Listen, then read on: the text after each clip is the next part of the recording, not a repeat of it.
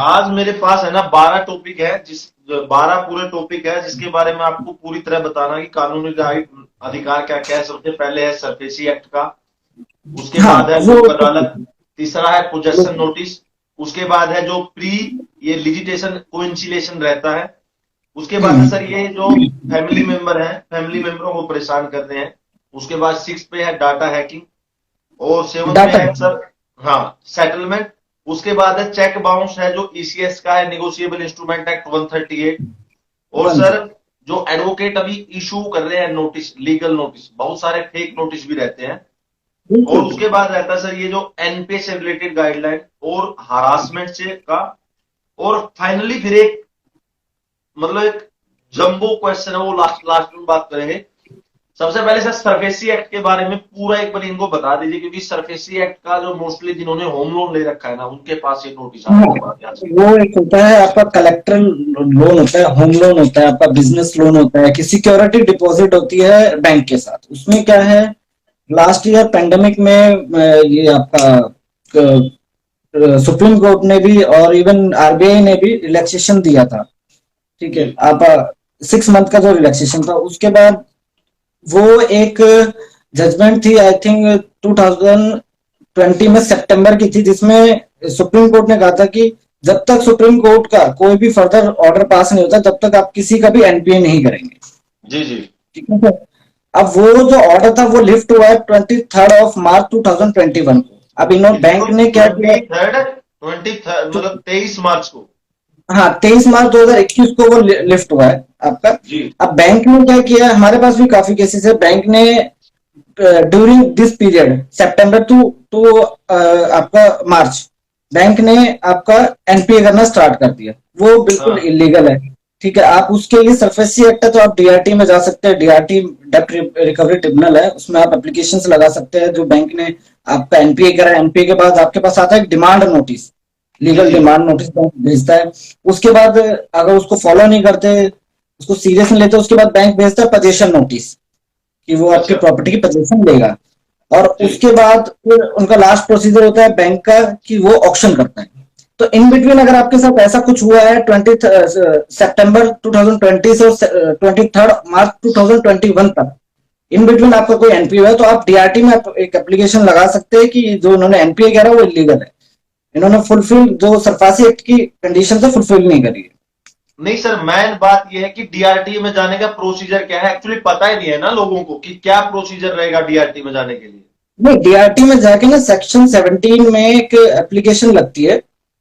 नहीं नहीं ठीक है, सर, जैसे डीआरटी मतलब डिस्ट्रिक्ट लेवल पे होता है, स्टेट लेवल पे है या सेंट्रल लेवल पे, मतलब डीआरटी स्टेट पता लेवल, नहीं है ना लोगों को। स्टेट लेवल पे होता है आपका डीआरटी, डेप्ट रिकवरी ट्रिब्यूनल, हर एक स्टेट में आपको ये मिलेगा।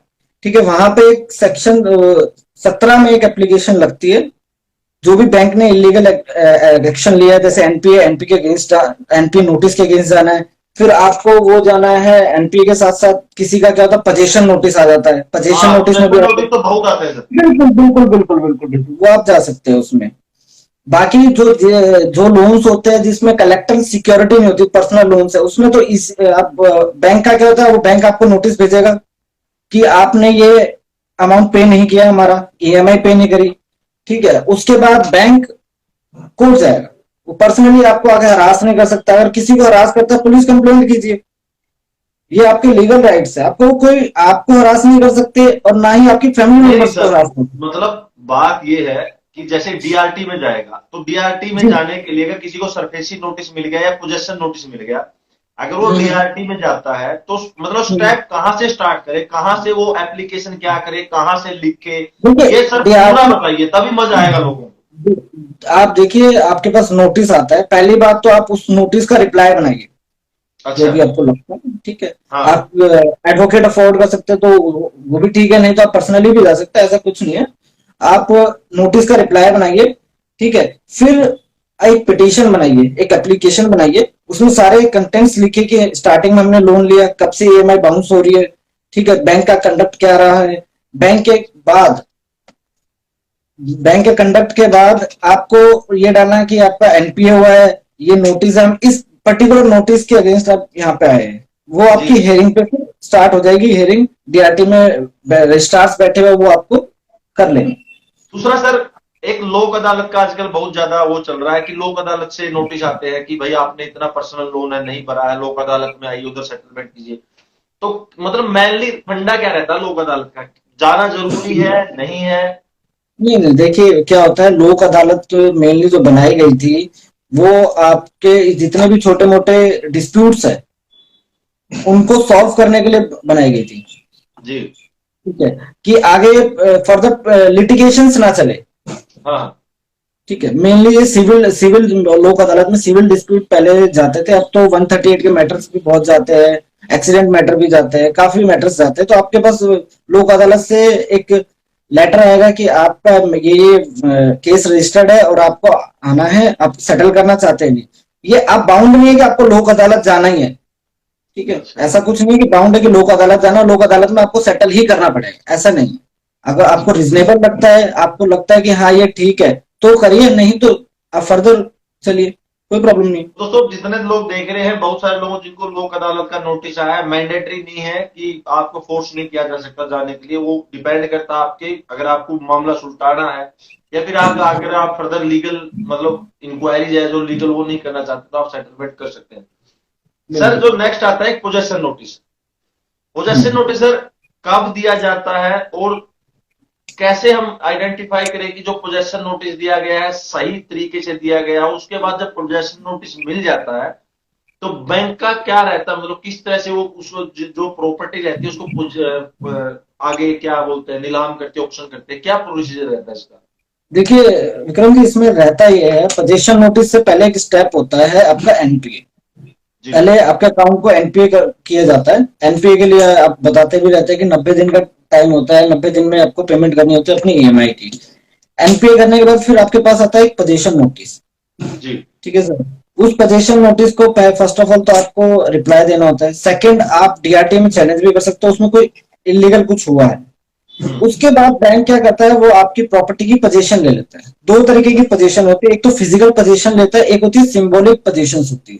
अच्छा। ठीक है, ऑन नोटिस वो आपकी पोजीशंस को ले लेते हैं। ठीक है, आपको टाइम दिया जाता है उसके बाद भी कि आप पेमेंट कर सकते हैं, जो भी उनका बैंक इंटरेस्ट है जो भी लगा वो कर सकता है। उसके बाद एक नोटिस निकाला जाता है पब्लिक इंटरेस्ट में कि इस प्रॉपर्टी को ऑक्शन किया जाएगा। जी। जी। इन्विटेशन, एक तरीके का इन्विटेशन दिया जाता है कि प्रॉपर्टी को ऑक्शन किया जा रहा है, जो भी इंटरेस्टेड पार्टी है आप उसको आके परचेज कर सकते हैं। तो वहां पे बिड लगती है, बैंक की जो डेट होती है ऑक्शन की, वहां पे बिड लगती है। बिड में जो उनका प्रोसीजर होता है उसको फॉलो करके लेता है, उसके बाद वो प्रॉपर्टी उसकी हो जाती है। ये प्रोविजन है इसका। तो पोजेशन का मतलब सर, अच्छा सर, एक अभी आज के समय में लगभग 50% लोगों के पास नोटिस आ रहा है कि आपने बैंक की पेमेंट नहीं की है और अभी बैंक आपसे जो प्री लिजिटेशन जो कोइंसिलिएशन है वो इनिशिएट करने जा रहा है। इसका मतलब क्या होता है सर? और इस अगर ये नोटिस आता तो बरोबर को क्या करना चाहिए? देखिए बोरोवर को फर्स्ट ऑफ ऑल, कोई भी आपको नोटिस आता है तो उसको तो फर्स्ट ऑफ ऑल आपको ना रिप्लाई करना है। घबराना नहीं है, किसी भी सिचुएशन में पहले आपको उसका रिप्लाई करना है। प्री लिटिगेशन अगर आपकी स्टार्ट होती है, प्री लिटिगेशन में क्या होता है, कोर्ट में केस जाने से पहले कि जो वो लिटिगेशन होती है, ये उसके लिए होता है कि मेन आपको फोर्स किया जाएगा कि अभी भी आपके पास टाइम है, मैटर को सेटल कर लीजिए। जी। ठीक है, अगर आप सेटल नहीं करते तो फिर वो कोर्ट में मैटर को लेके जाते हैं बैंक। हम्म। ये स्टेजेस होती है प्री लिटिगेशन की। मतलब इसको क्या बोले कि प्री स्टेप फॉर, मतलब ये लीगल एक्शन लेने से पहले का फर्स्ट स्टेप है, मतलब उससे थोड़ा सा। देखिए लीगल एक्शन क्या होता है, बैंक ने जब आपको नोटिस भेज दिया ना, तो आप मान लीजिए लीगल लीगल एक्शन स्टार्ट हो चुका है। जी। जब आपको नोटिस आ गया तो लीगल एक्शन स्टार्ट हो चुका है। तो लीगल एक्शंस में भी अलग अलग स्टेजेस होते हैं कि आप जहां पे सेटल कर सकते हैं मैटर्स को, तो वो अच्छा। वाली स्टेज होती है। बिल्कुल। बैंक आपको मेनली फोर्स करेगा, बैंक को किसी चीज से मतलब नहीं होता, बैंक को सिर्फ अपने पैसों से मतलब है।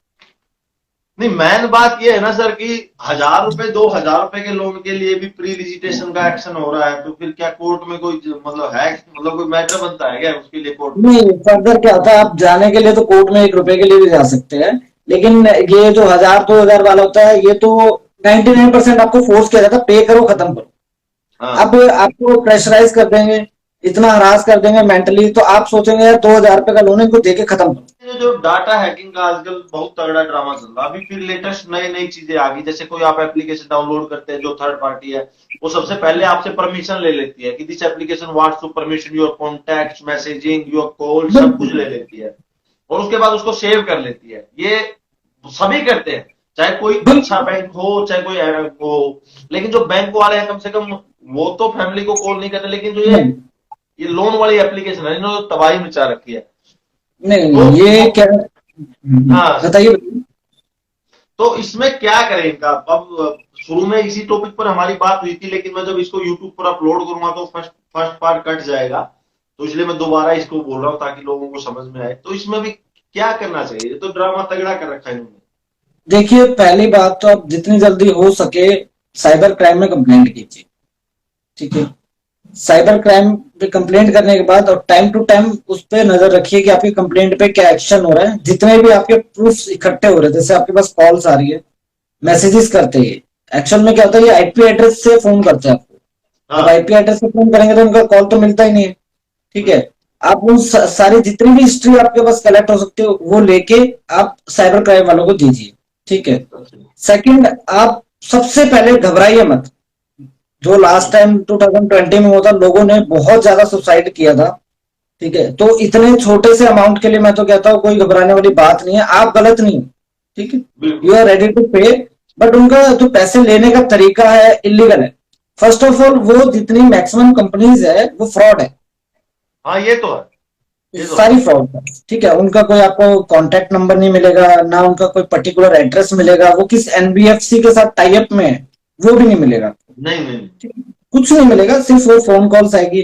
फिर वो धीरे धीरे स्टार्टिंग करेंगे आपके रिलेटिव्स को, मदर को, फादर को, और बाकी कोलीग्स वगैरह को, सबको स्टार्टिंग करेंगे, व्हाट्सअप करेंगे आपकी आधार कार्ड पे फ्रॉड लिख के उनको भेज देंगे कि हमसे लोन लिया, लोन नहीं दिया गया है हमारा।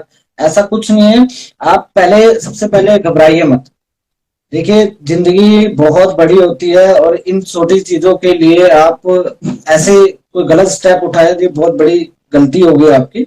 आप उस चीज को फेस कीजिए, गलत चीज गलत है, आप उस चीज को फेस करने का ट्राई कीजिए। इवन एक कॉमन मैसेज बना के अपने रिलेटिव्स को भेज दीजिए उसमें कि हमारे साथ ऐसे ऐसे फ्रॉड हुआ है और हमने साइबर क्राइम में कंप्लेंट करी है। कोई हमारे नाम से अगर आपको फोन करता है कि आप पर्टिकुलर नेम से कि आप इसको जानते हो, या आपने आपका नंबर उन्होंने रेफरेंस में दिया, तो उनको बता दीजिए कि सीधा डायरेक्ट बोल दे कि हम जानते नहीं ऐसे किसी।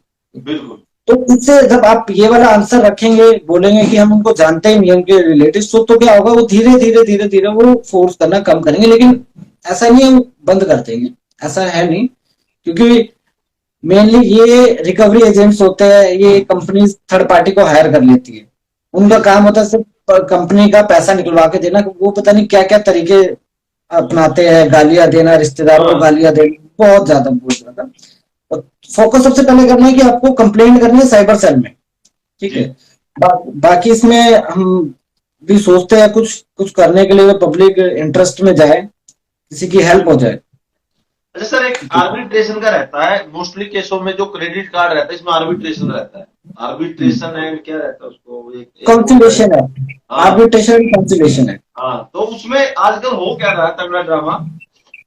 बंदा है मुंबई का, लोन मुंबई से लिया, everything has been done by, मतलब जितना भी मुंबई में ही सब कुछ हुआ उसका, महाराष्ट्र में। बिल्कुल बट बिल्कुल आर्बिट्रेशन उसका आएगा जम्मू का, कर्नाटका का। बिल्कुल।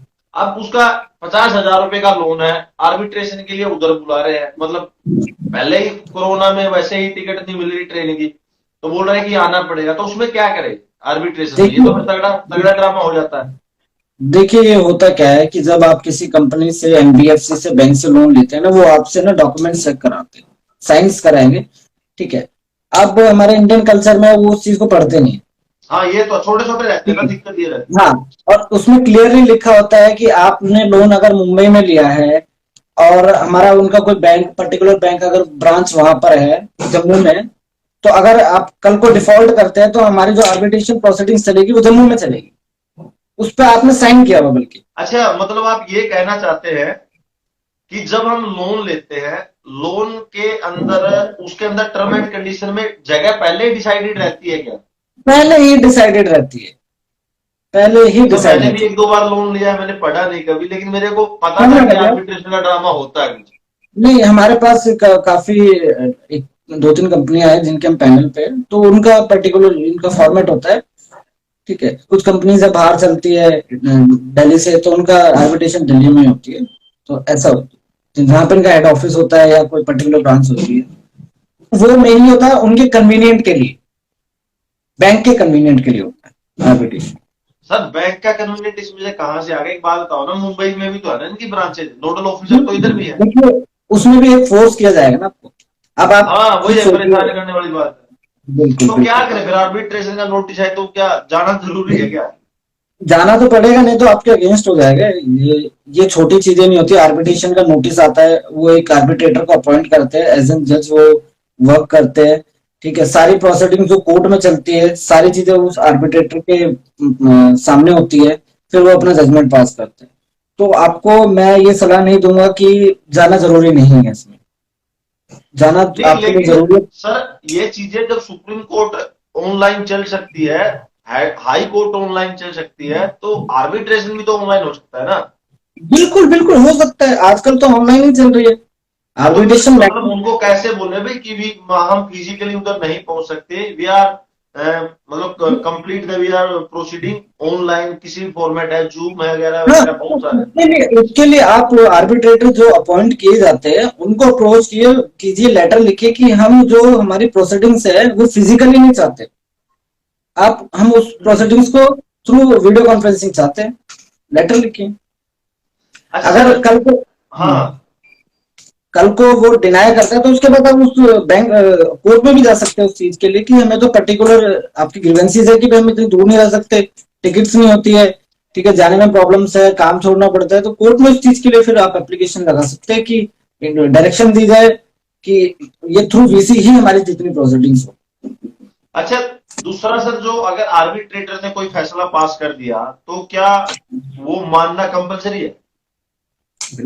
आर्बिट्रेटर जो होता है वो एक तरीके से जज होते हैं। अच्छा। अब आर्बिट्रेशन एक्ट पढ़ेंगे, वो एक तरीके से जज होते हैं और आपके पास राइट है, अगर आपको लगता है कुछ गलत हुआ आपके साथ, उस चीज को चैलेंज करिए कोर्ट में। अच्छा। आप कोर्ट में चैलेंज कर सकते हैं। नहीं अब मान के चलिए मतलब 10 लाख रुपए का लोन है, आर्बिट्रेशन में पास हो गया कि ठीक है आप 6 लाख पे कर दीजिए, तो अब है नहीं तो पे कहां से करेगा, फिर वो क्या करेगा, मान के चलिए उसने नहीं पे किया फिर? सर देखिए, वो फिर लीगैलिटी पे बात आ जाती है कि आर्बिट्रेशन में आपको अवार्ड पास होता है, आप उस अवार्ड के अगेंस्ट जा सकते हैं। फर्स्ट ऑफ ऑल आपको लगता है कुछ गलत हुआ है। सेकंड ऑफ क्या होता है, फिर वो रिकवरी की प्रोसीडिंग स्टार्ट होती है, एग्जीक्यूशन होता है उस अवार्ड का जो पास होता है, प्रॉपर्टी वगैरह अटैच करी जाती है। तो नहीं नहीं, अगर अनसिक्योर लोन है तो उसमें प्रॉपर्टी कहां से अटैच करेंगे?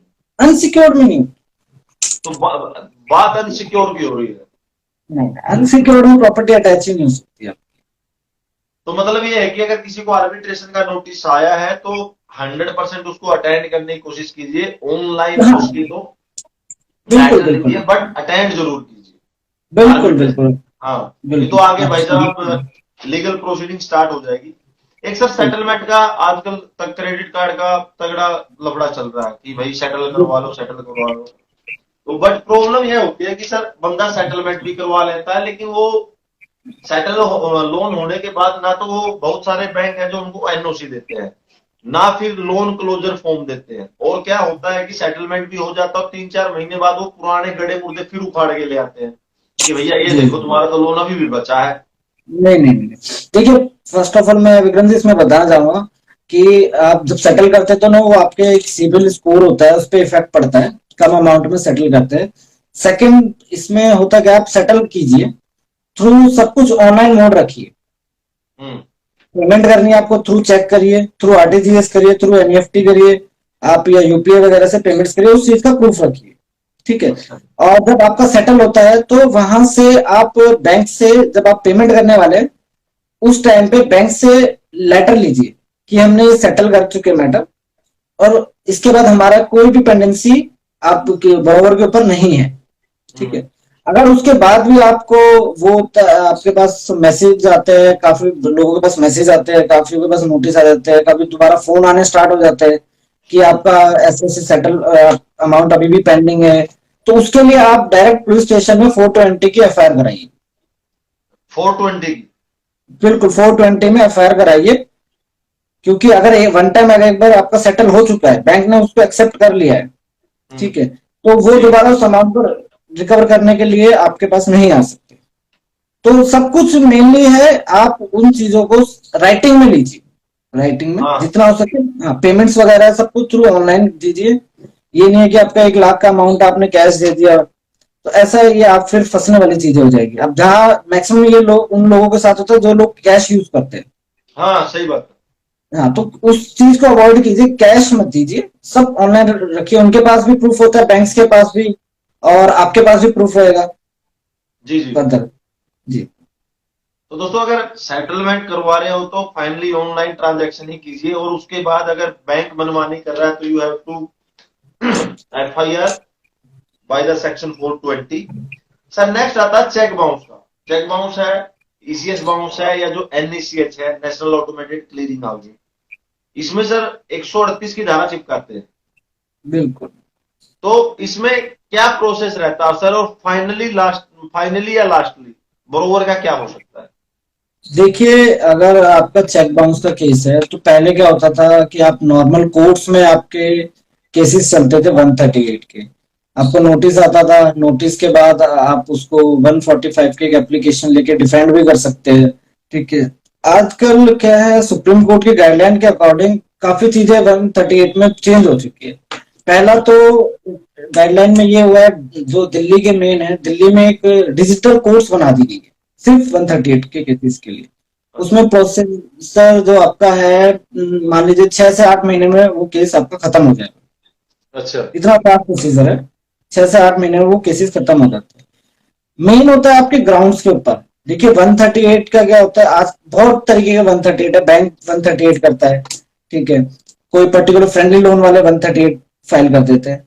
तो उनमें मेन ये होता है कि आपके अक्यूज के ग्राउंड्स कितने स्ट्रॉन्ग हैं। अगर आपके ग्राउंड स्ट्रॉन्ग है, तो यू कैन फाइट। तो लीगल नोटिस आते हैं एडवोकेट के द्वारा, बहुत सारे फ्रॉड नोटिस आते हैं जिसका कोई लेना देना नहीं, पता ही नहीं चलता कि यार हो क्या रहा है दुनिया में, किसने भेजा है।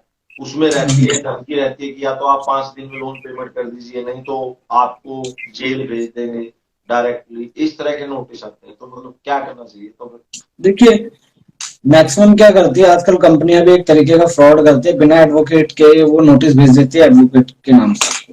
हाँ। पहले की तो, ठीक है, जिसमें एडवोकेट का रोल नहीं होता। अगर आपको एडवोकेट का नोटिस आता है, तो वो पूरा लीगल प्रोसीजर जो होता है वो फॉलो करने के बाद आएगा आपके पास, ठीक है। और आगे भी उसमें वही लिखा जाएगा जो आगे लीगली हमारे कानून में लिखा हुआ है, ठीक है। हम्म। जो आपके ये लीगल नोटिस ऐसे जो आप बता रहे हैं फ्रॉड आते हैं, सबसे पहले जहां से आया उनसे कांटेक्ट कीजिए कि आपने ये ऐसे किया है, आपका लीगल नोटिस आया है, और आपने उसमें क्या डराने के लिए क्या बोला जाता है आपको कि अगर आप 5 दिन में अगर पैसे नहीं देंगे, हम एफआईआर करा देंगे, ये करा देंगे। वो उनका जो भी उनका राइट है वो उनके पास है, ठीक है। उसमें काफी तरीके की धमकियां भी दी जाती है कि आपके किसी रिलेटिव्स को भी बोलेंगे हम, ठीक है। और आपको हम आज ही इतना प्रेशराइज कर देंगे कि हम आज ही आपको जेल भेज देते हैं। हाँ, ऐसे ही होता ऐसा होता है। ऐसा कुछ नहीं है, डरने की उसमें इन सिचुएशन में डरने की जरूरत नहीं है। कोई सही से कानूनी सलाह लेके आगे बढ़े।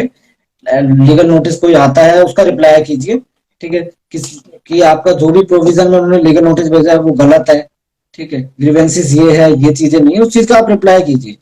सबसे पहले आप उस कंपनी को अप्रोच कीजिए कि आपका ऐसे ऐसे नोटिस आया है, ठीक है, क्या ये किसी एडवोकेट ने दिया है या नहीं दिया। कोई भी मेरा मानना है कि कोई भी एडवोकेट मैक्सिमम ऐसे कोई गलत नोटिस तो भेजेगा नहीं, क्योंकि उस नोटिस के बेस पे कोर्ट में हमें जाना होता है, है।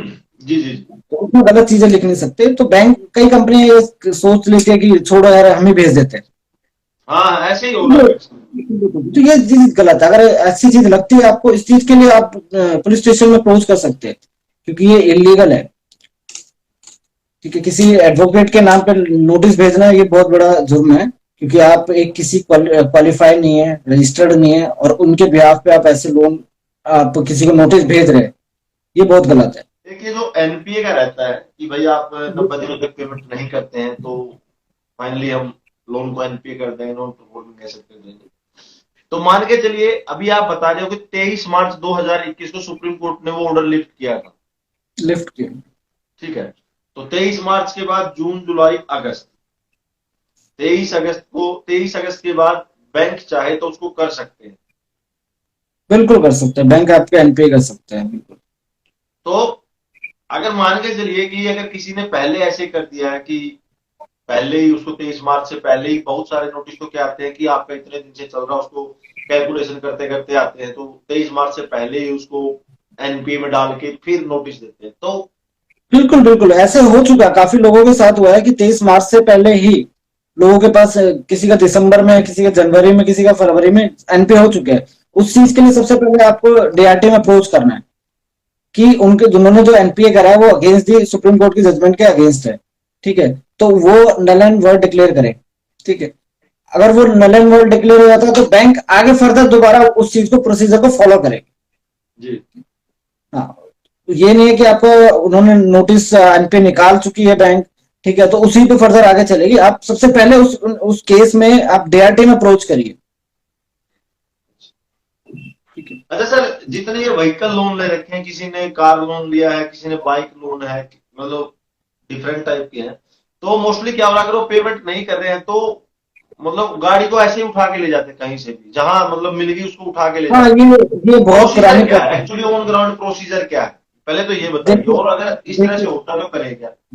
देखिए क्या होता है कि ये बहुत पुराना प्रोसीजर फॉलो कर रखा है कि आप लोन रिपे नहीं करते तो आपकी गाड़ी को उठा के ले जाएंगे, इसको ले जाएंगे। सबसे पहले कोशिश करिए, आपका लोन है तो लोन को क्लियर करने की कोशिश करिए, इन झमेलों में ना पड़े। अगर लोगों के साथ ऐसा होता है, वो आपकी गाड़ी उठा के लेके जाते हैं। देखिए, एक टाइम पीरियड देखा जाता है कि आपका कितना अमाउंट पेंडिंग है। अब मान लीजिए आपका 3 साल का लोन है और आपका 6 महीने का लोन बचा हुआ है 50-60 हजार रुपये, उस पर आप गाड़ी को उठा के लेकर जाए, ये बहुत गलत चीज है।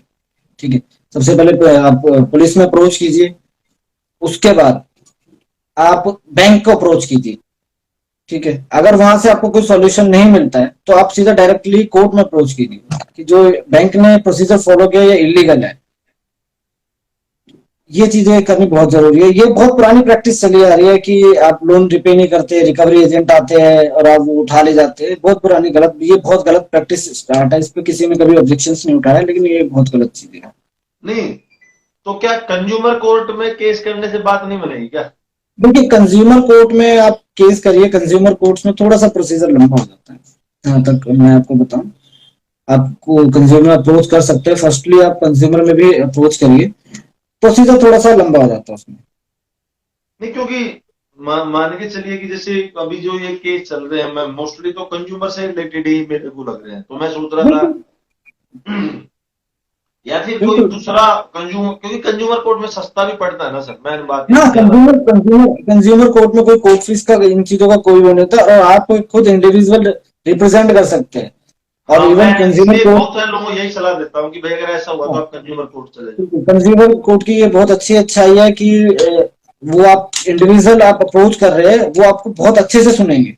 हम्म। एक एक चीजें आपकी सुनेंगे, आपकी ग्रीवेंसेस को सुनेंगे, फिर आगे फर्दर एक्शंस लेंगे। कंज्यूमर कोर्ट की बहुत अच्छी चीजें हैं।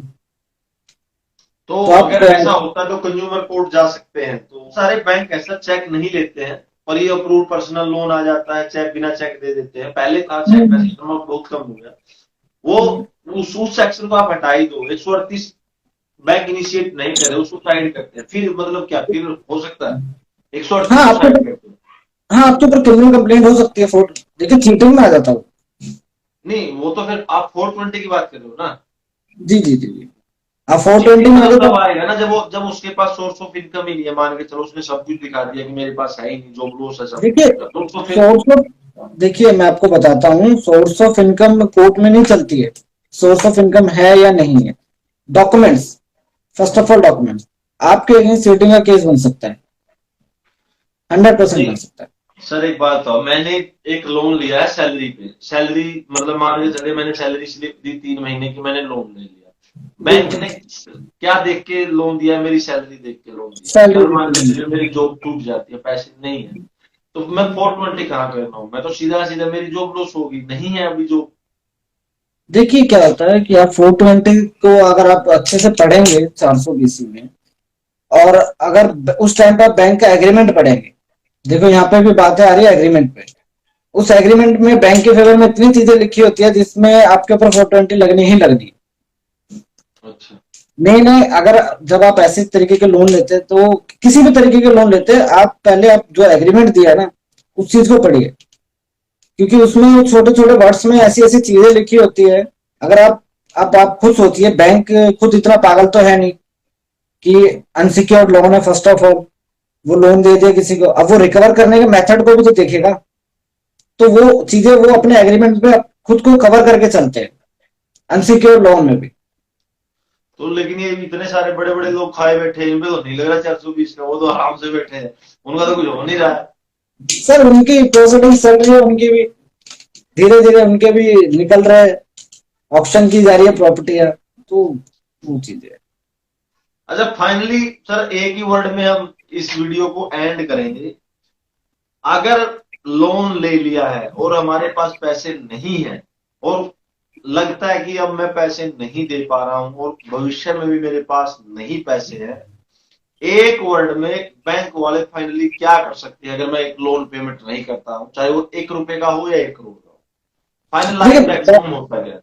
बैंक वाले आप क्या करेंगे, बैंक वाले ज्यादा से ज्यादा आपके ऊपर एफआईआर रजिस्टर्ड कराने की कोशिश करेंगे, आपको कोर्ट में घसीटेंगे। जब आपके पास पैसे ही नहीं है तो कोर्ट क्या करेगी, जबरदस्ती तो कुछ कर नहीं सकते।